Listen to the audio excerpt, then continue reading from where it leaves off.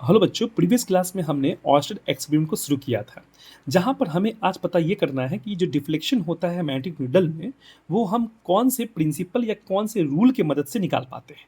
तो वैसे 3 रूल हैं जिसकी मदद से हम निकाल सकते हैं कि नॉर्थ पोल साउथ पोल का डिफ्लेक्शन किस दिशा में होगा जब करंट कैरिंग वायर इस नीडल के ऊपर होगा।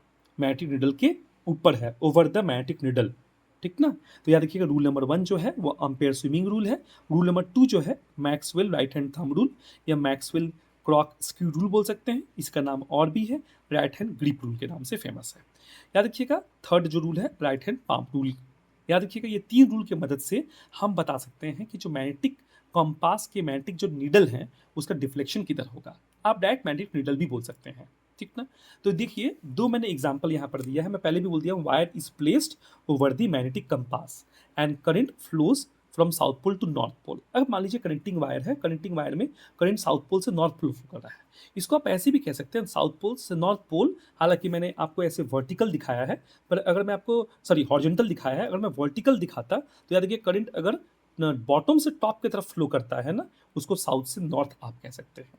मतलब कुछ इस प्रकार से अगर करंट फ्लो करता तो इसको आप साउथ से नॉर्थ कह सकते थे, साउथ से नॉर्थ। आप देख सकते हैं करंट जो है वो बॉटम से टॉप की तरफ फ्लो कर रहा है, तो फ्लोइंग अपवर्ड भी कह सकते हैं। तो फ्लोइंग अपवर्ड या साउथ से जब नॉर्थ जब करंट फ्लो करता है, तब अगर आप उसके नीचे रखते हैं मैग्नेटिक निडल, तो मैग्नेटिक निडल का जो नॉर्थ पोल है वो डिफ्लेक्ट करता है वेस्ट की तरफ, ठीक। इसको बोलते हैं snow rule. When current flow from south pole to north pole over the magnetic needle, the north pole of the bar magnet will deflect towards the waste.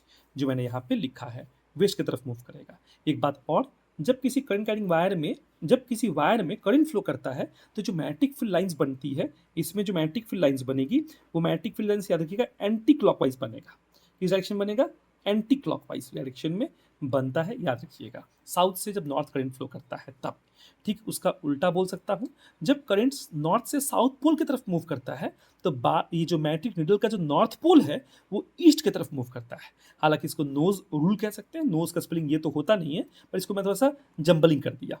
North से साउथ की तरफ जब करंट फ्लो करेगा, तब over the magnetic needle the north pole of the needle will deflect towards the east, जो मैंने यहाँ पर लिखा है।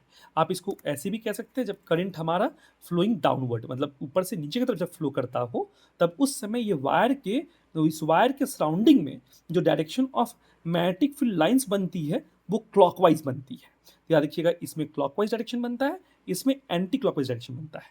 आप अगर करंट की इंटेंसिटी बढ़ाते हैं तो डिफ्लेक्शन भी ज़्यादा करके देखने को मिलेगा। होप सो आपको ये समझ में आया होगा।